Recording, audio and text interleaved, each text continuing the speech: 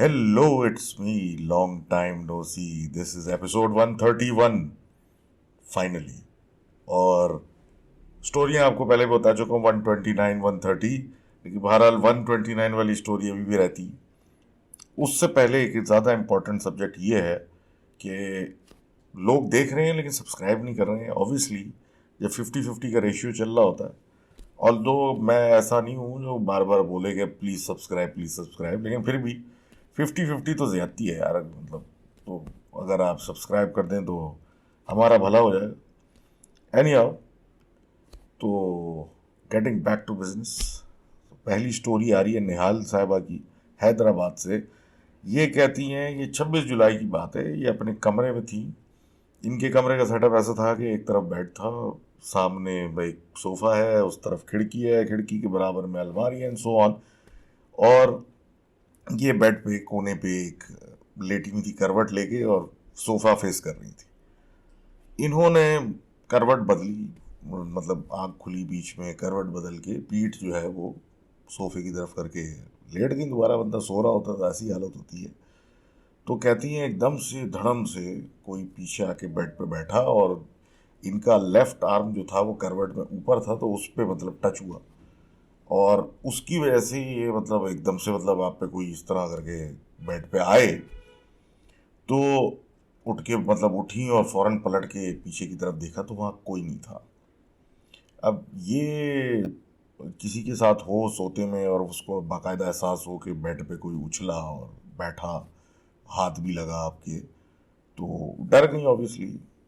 तो अपने ऊपर मतलब करवट बदल के फेसिंग अगेन वो वाली साइड, ऊपर के ब्लैंकेट इन डाल दिया, और उसके बाद आयतें वगैरह पढ़ना शुरू कर दी।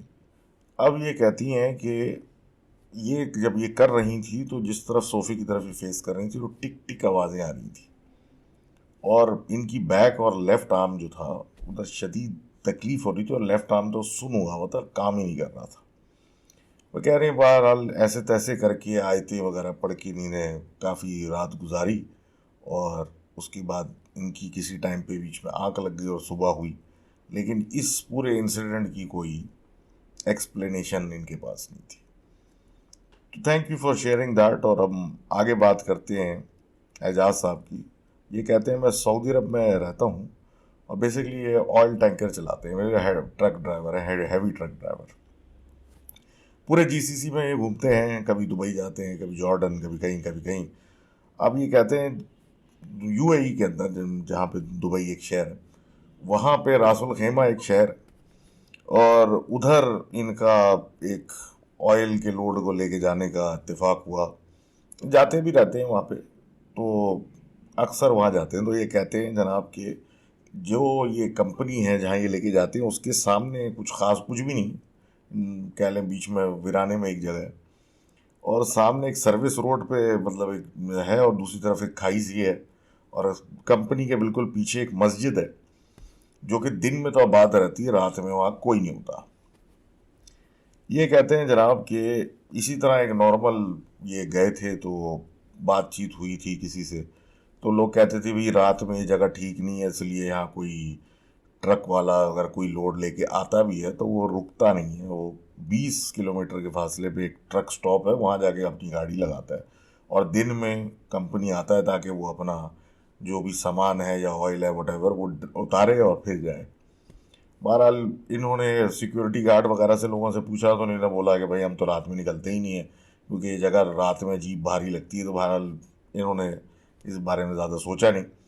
और अब नेक्स्ट टाइम जब ये वो उधर पहुँचे रासुल खेमा उस कंपनी, तो उस कंपनी के पास बिल्कुल शाम को ये पहुँच गया ट्रक लेके अपना, है लोडेड विद ऑयल और समथिंग, और वहाँ जाके ये खड़े हो गए।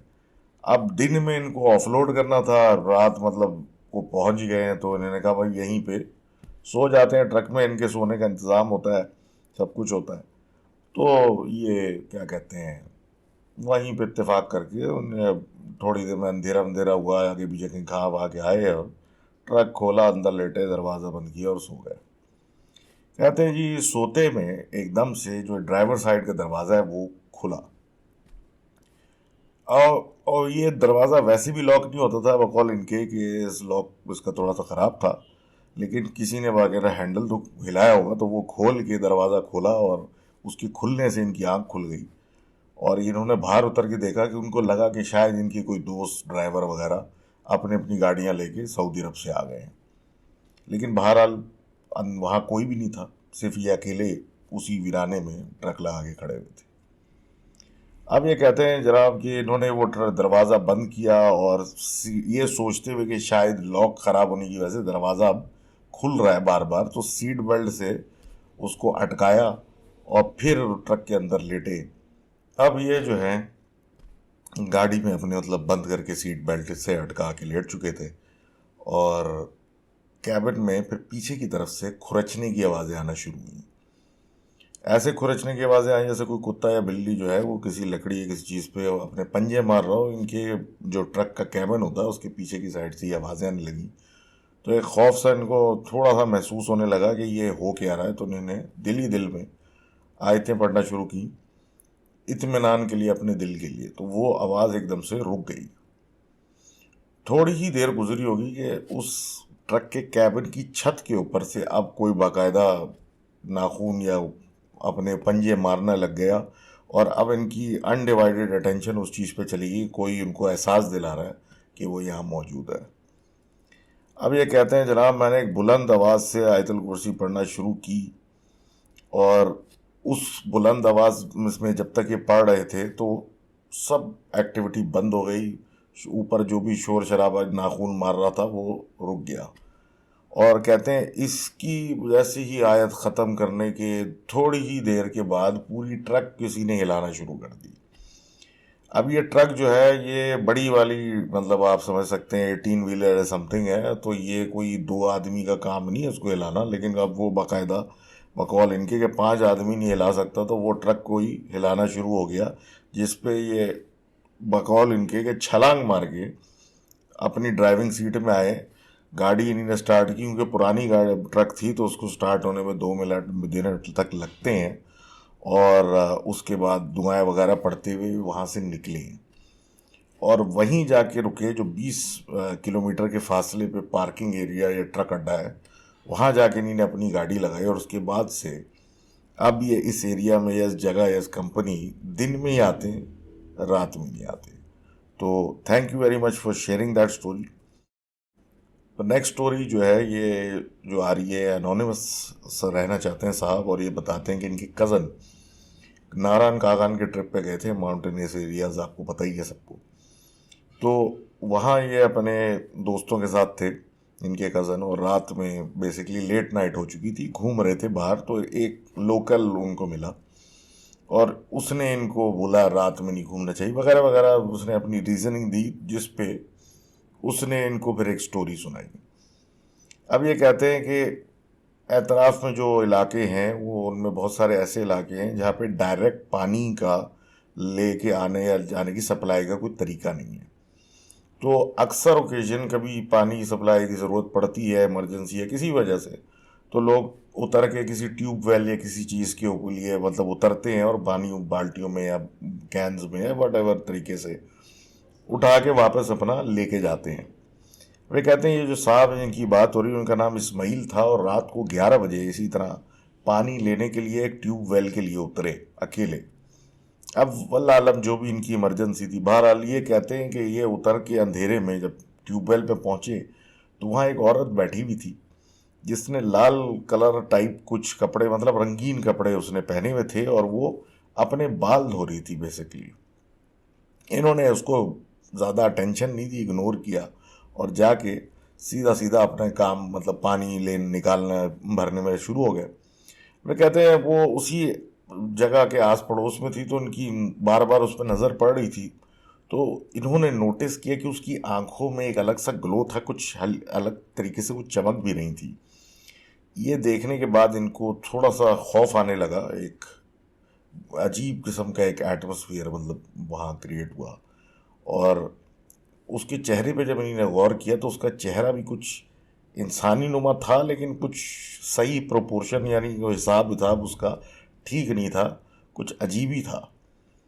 अब ये इस सिचुएशन को और जो इस हालत में थे पानी अपना बाल्टी में जमा करके जल्दी जल्दी घर की तरफ रवाना हुए कि ऐसे ऐसे वक्त गुजर रहा था, इनको डर लगने लगा था वहाँ। तो अब ये कहते हैं जनाब कि ये जल्दी जल्दी जाने लगे तो इनको एहसास हुआ कि इनके पीछे पीछे कोई आ रहा है।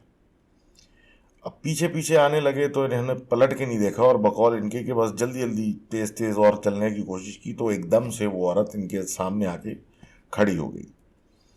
उसने ज़्यादा इनसे बात नहीं की, बस उसको एक अजीब लहजे में बोला कि तुमने अगर किसी को बताया कि मैं यहाँ पे इस वक्त दिखी थी या इस तरह की बात तो अच्छा नहीं होगा। और ये बोल के वो औरत वहाँ से गायब हो गई।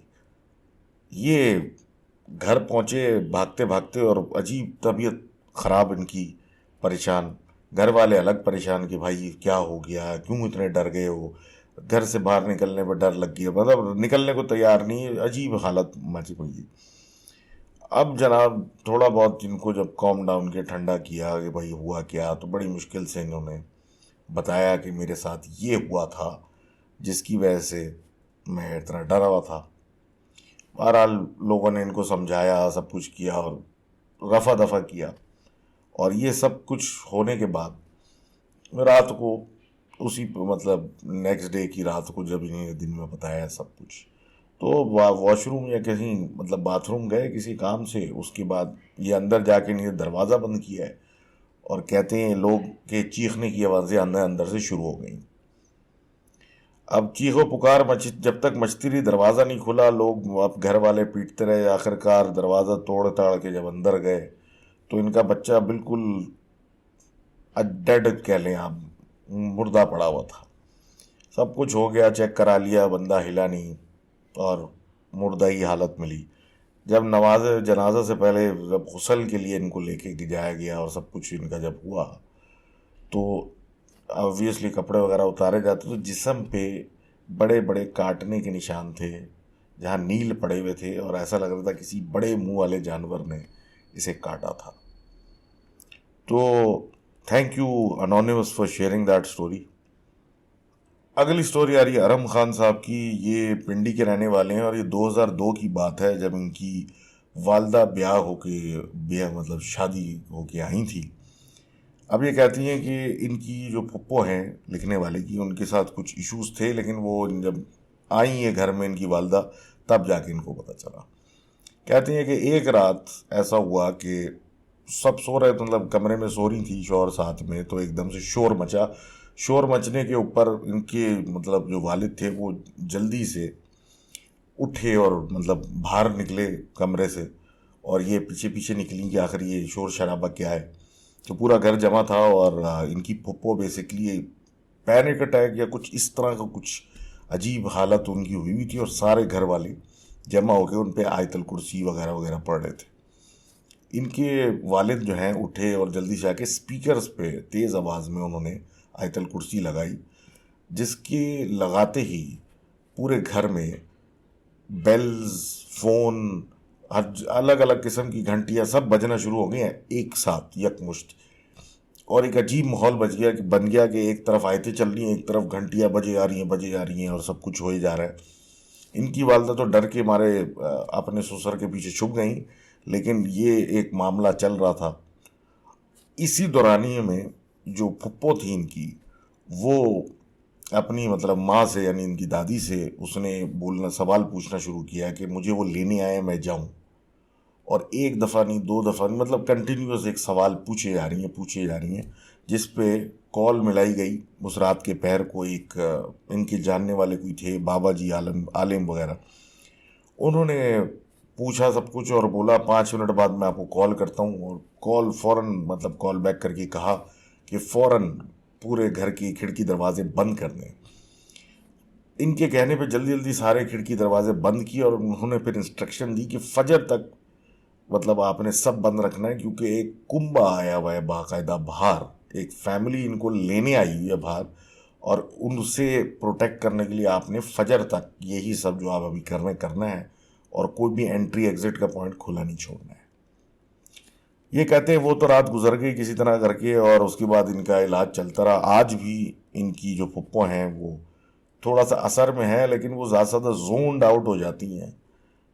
ये लेवल ऑफ परेशानी जो है वो अब इनके साथ नहीं है। तो thank you very much for sharing that story. अब आगे बात करते हैं अलीशा साहिबा की। अलीशा साहिबा लिखती हैं बिहार इंडिया से, और ये बता रही हैं अपनी स्टोरी। जब ये 11 साल की थी, उस वक्त इनकी वालदा की तबीयत ख़राब हुई थी, तो इनके वालिद उनको लेके कहीं इलाज के लिए, ट्रीटमेंट के लिए बिहार से बाहर लेके गए थे। और घर में ये 5 बहन भाई थे, जिसमें ये छोटी थी, और उनसे बड़े एक बहन और 2 भाई थे, और मतलब इस तरह हिसाब था। अब ये कहती है कि इनकी बेसिकली जो आपी हैं, ये उन्हीं के कमरे में सो रही थी, और बाकी 2 भाई एक अलग कमरे में सो रहे थे। तो रात में इनकी आपी को आवाज़ एक आने लगी, जैसे कोई बिल्ली रो रही है ऐसी, या सिसकियाँ ले रही है, इस तरह की एक आवाज़ आना शुरू हुई। इन्होंने, इनकी बाजी ने इग्नोर किया उसको, और उस सोने पे ज़्यादा फोकस किया कि भाई बिल्ली है, बिल्ली ये करती हैं। बहरहाल फजर से पहले वो उठती हैं और नमाज के लिए। तो अब वो आवाज़ जो बिल्ली की थी वो तेज़ आ रही है, जैसे कि कहीं करीब से हो उसके रोने की आवाज़ आ रही है। वो कमरे से बाहर हॉल में निकलती हैं तो देखती हैं कुर्सी के नीचे एक बिल्ली बैठी हुई है, जो अजीब किस्म की इनको देख के फेशियल एक्सप्रेशन दे रही। और इन्होंने जाके उसको भगाने की कोशिश की, और वो वहाँ से भाग गई। अब बहरहाल ये बात हो गई ख़त्म, बिल्ली आई थी वटेवर। 2-3 दिन गुजर गए, इनके घर वाले यानी वालदा और वालिद वापस घर आ गए। ये बात उनको बताई, उन्हीं ने इस पर ज़्यादा कोई ख़ास तवज्जो नहीं दी, बोला इग्नोर करो, बिल्ली घर में आ गई, कोई बड़ी बात नहीं है, हो जाता है। अब इसी रात जिस दिन ये तस्करा हुआ, ये कहते हैं कि हम एज उसी तरह सो रहे थे, बहनें एक तरफ, भाई एक तरफ, इनके साथ इनकी वालदा भी सो रही थी, कि एकदम से क्या कहते हैं एक शोर मचना शुरू हुआ। और बकौल इनके कोई खौफनाक किस्म की वो आवाज़ें थीं जो हॉल में से आ रही थी और आंगन में से आ रही थी, और समझ में नहीं आ रहा, बहुत शदीद तेज़ आवाज़ें। पूरे घर वाले इकट्ठे हुए और हिम्मत करके सब ने फिर वो आवाज़ों को पीछा करना शुरू किया कि ये आखिर आवाज़ आ कहाँ से रही है। तो घर में कहीं कुछ नहीं मिला। अब ये सब ढूंढ ढांड के वापस अपने कमरों में आ गए, तो फिर वो आवाज़ आना शुरू हो गई, और उस आवाज़ के साथ अब किचन में से बर्तन गिरने की भी आवाज़ें आना शुरू हो गई, कि कोई ज़मीन पे बर्तन पकड़ पकड़ के फेंक रहा है। अब ये फिर हिम्मत करके जब बाहर निकले और जब देखा, तो फिर घर में कोई नहीं था, लेकिन किचन में ज़मीन पर बर्तन पड़े हुए थे। इससे बहरहाल कंफर्म हो गया कि जो भी हो रहा है कुछ अजीब ही हो रहा है, और इन्होंने फिर तिलावत वगैरह और आयतें पढ़ना ज़ोर ज़ोर से शुरू कर दी।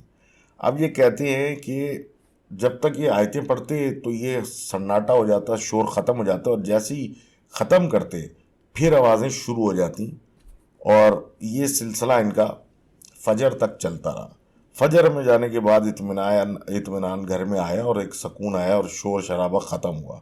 अब ये सब जब फिर हॉल में निकले, तो फिर एक मोटी बिल्ली जो कि अच्छी वज़नी लग रही थी, वो फिर हॉल में थी, और इनको देखते ही वो एक इंतहाई छोटे, खिड़की नहीं बोल सकते, सुराख था, उसमें से निकल के चली गई, जो कि इम्पॉसिबल था, और ये देखते ही वो गायब हो गई। अब ये सब देखने के बाद इन्होंने अपने दिन निकलने के बाद एक साहब को फ़ोन किया, एक आलिम को। तो उन्होंने कहा कोई शयातीन या कोई शैतान नुमा चीज़ आपके ऊपर छोड़ी गई थी, जो कि आपके घर से आपको परेशान करने आई थी, और किसी खातून ने आपके पास भेजी।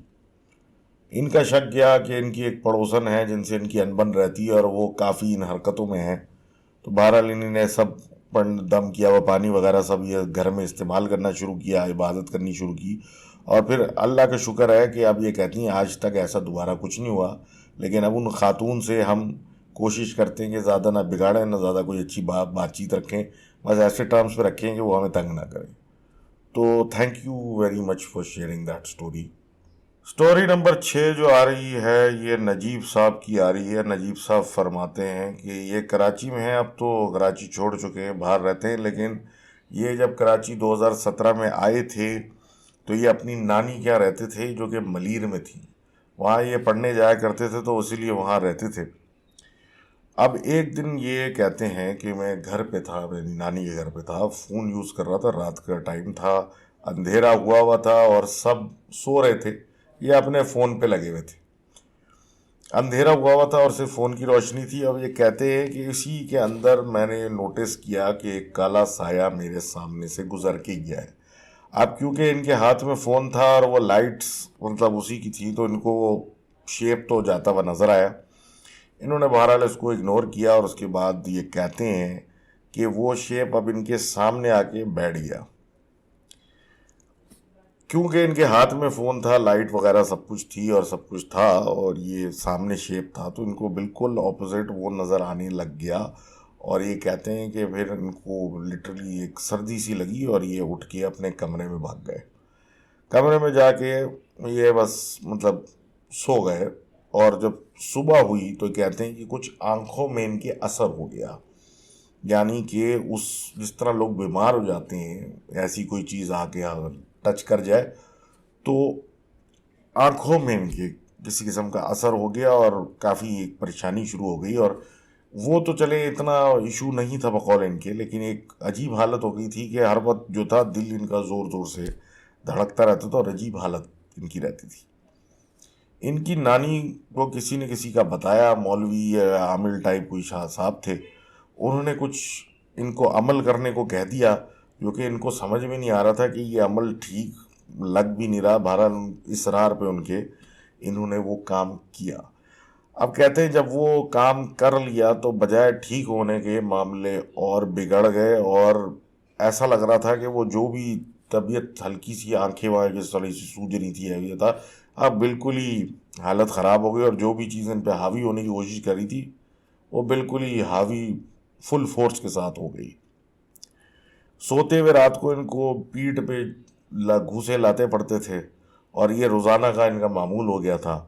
और हत्ता के रात में एक दिन तो ये सो रहे थे और इनकी आंख जब खुली तो कोई इनको घसीट रहा था, तो इन्होंने देखा कि एक औरत जो कि ऊपर से नीचे तक पूरी काली थी इनको पकड़ के घसीटती हुई बाथरूम की तरफ लेके जा रही थी, जिसपे इनके मुंह से कलमा निकला। तो जैसे ही अल्लाह का नाम आया तो वो उसने इनके पैर को छोड़ के इनका डायरेक्ट गला पकड़ लिया कि ये आगे कुछ बोल ना सकें। अब ये कहते हैं इसी हालत में ये बेहोश हो गए और बेहोश जब आंख खुली तो ये बाथरूम के बाहर कहीं पड़े हुए थे। अब ये जब सिलसिले शुरू हो गए घर में तो इनके घर वालों ने यानी ये वालिद ने इनको वापस अपने यहाँ बुला लिया और ये अपने घर चले गए। वहाँ पे दीगर किस्म के इलाज हुए लेकिन कोई फ़र्क नहीं पड़ा। अब कहते हैं एक दिन इनकी छोटी बहन या कोई बहन थी, वो गेट पे कोई मांगने वाला आया था, तो वो सदका मांग रहा था, तो वो सदका देने गई तो देखा कि कोई ख्वाजा सिरा था। और जैसे ही वो सदका देने लगी तो उसने कहा कि आपके घर में एक जवान है जो कि शदीद परेशान है अपनी बीमारी की वजह से।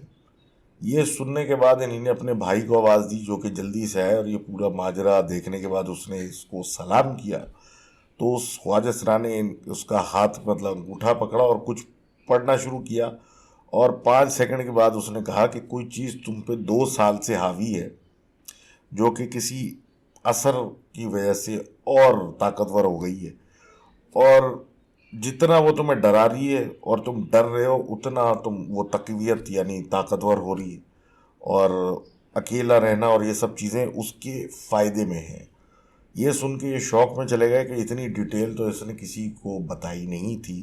तो उसने इनको कहा कि वो किसी दरबार पे लाहौर जा रही है और वापसी में इनके लिए कुछ लेके आएगी। तो वो वापसी जब 1 हफ्ते के बाद आई, इनको पहनने के लिए एक तावीज़ दिया और बोला कि ये पहनने के बाद ये जो भी चीज़ आपके चिमट गई है वो भाग जाएगी। और ये कहते हैं वाकई जब वो तावीज़ पहना तो सीना धड़कना जो इनका होता था और डर लग रहा था और इस तरह के जो दीगर मसले थे इनके वो ख़त्म हो गए। और इन्होंने क्या कहते हैं शुक्राने के उसको पैसे दिए और वो रवाना हो गई। अब ये कहते हैं कि ये अल्लाह पाक की तरफ से कोई आया था इनकी मदद के लिए और अल्लाह उसको सलामत रखे। तो thank you very much for sharing that story. अब आगे बात करते हैं हम हमारे दोस्त वजाद साहब की, जो अपनी खाला की बात कर रहे हैं। और ये कहते हैं कि बचपन में ये पिंडी की रिहायशी हैं और जब अपने घर में रहती थी खाला, बचपन की बात है, तो इनका जो खाला का घर था उसमें नाना छत पे सोते थे, उनका रूम वहाँ था, और क्या कहते हैं, नीचे जो था 2 कमरे थे, जिसमें बैल्कनी वाला रूम जो था इन खाला का जिनकी बात हो रही है उनका था, और दूसरा रूम जो बैक फेसिंग था यानी पीछे की तरफ था, उधर इनके दोनों बहन भाई यानी मामू और खाला दूसरी सोती थी। और कहते हैं एक दिन ये रात को मामूल पेशाब से सो रहे थे, तो इनकी खाला की रात को 3 बजे आई थिंक, हाँ 3 बजे के करीब आंख खुली शोर शराबे से। सर्दियों की रात थी, अंदर रातें लंबी होती हैं, तो ऐसा लग रहा था ढोल बाजा बज रहा है।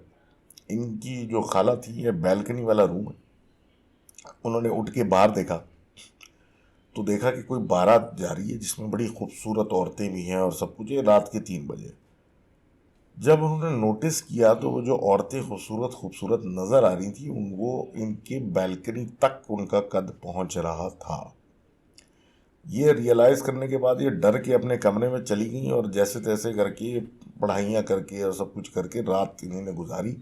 और अगले दिन अपने वालिद यानी नाना को जब उन्होंने बताया तो उन्होंने भी यही कहा कि रात में शोर कुछ हुआ था और मैंने जब ऊपर से झांका तो एक अजीब सी बारात मैंने देखी थी। ये सब बातें हो रही थी। जो इनके भाई बहन पिछले कमरे में थे, जहाँ जिनके व्यू में ये चीज़ें नहीं थी, तो उन्होंने भी एतराफ़ किया कि रात को कुछ ढोल बाजों की आवाज़ से हमारी आंख खुली थी रात को 2:30-3 बजे। तो ये तो इनके बचपन का वाक़या था। उसके बाद ये बताते हैं कि इनकी शादी हो गई, अपने घर शिफ्ट हो गई, तो एक अलग रेंट पे जगह ली गई इनके खालू ने। तो एक पोर्शन था, नीचे का पोर्शन इनके पास था, ऊपर का पोर्शन जो था किसी और साहब के पास था, और 2 कमरों पे इनका गुजारा था। एक कमरा बंद था नीचे वाला जो इनके पास इनको दिया गया था। ये कहते हैं उस घर में जैसे ही एंटर हुए थे और पहला ही दिन था, तो काबा शरीफ वगैरह की तस्वीरें फ्रेम लगाने की कोशिश की गई थी, लेकिन वो लगाने के बावजूद वो पूरा फ्रेम नीचे गिर जाता था, बार बार टूट जाता था। ये जब अपनी खाला को विज़िट करने पहली दफ़ा गए थे तो इनको सख्त बुखार चढ़ गया था और इनको वापस घर लेके जाना पड़ गया था। अब ये कहते हैं जनाब, वक्त गुज़रा, इनकी खाला जब प्रेग्नेंट हुई पहली औलाद के साथ, तो ये कहते हैं कि अब इनको घर में साए नज़र आना शुरू हो गए, अंधेरे मतलब शेप्स आगे पीछे जाते हुए। बकौल इनकी खाला बहुत बहादुर खातून थी, लेकिन अब ये हाल हो गया था कि जब खालू घर पे नहीं होते थे तो इनकी वालदा को फ़ोन करके वो कहती थी कि घर पे आ जाएं, डर लग रहा है वगैरह वगैरह। और जब ये इस तरह की कॉन्वर्सेशन चलती थी जो कि पहले नहीं होती थी, और अब वो बताती भी नहीं थी कि वो ऐसे क्या मसाइल हैं। उनकी जब पैदाइश हुई कज़न की, यानी इनके कज़न की, तो ये एक बच्चे के साथ, न्यू बॉर्न के साथ कमरे में थी, और बकौल इनके कि एकदम से एक बंदा नहीं डे ड्रीमिंग कर रहा होता है, एकदम से ख्यालों में अपने गुम जाता है।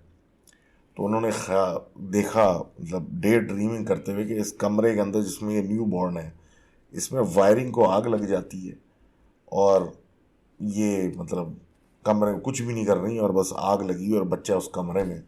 एकदम से आंख झपकती हैं, ये होश में वापस आती हैं, तो सब नॉर्मल होता है कमरे में, और एकदम से होश में आने के बाद इन्हें कुछ याद आता है और ये बच्चा वहाँ पे सो रहा होता है। ये किचन में चली जाती है, किचन में जाके ये अपना काम शुरू कर देती हैं, और बकौल इनके पड़ोसी वगैरह के कि उस कमरे की वायरिंग में आग लग जाती है जहाँ वो न्यू बॉर्न बच्चा इनका सो रहा होता है, और ऊपर पड़ोसी चीख भी रहे हैं कि नीचे कमरे में आग लगी है, लेकिन इनको कोई आवाज़ ही नहीं आ रही होती और किचन में अपने काम में मगन होती हैं।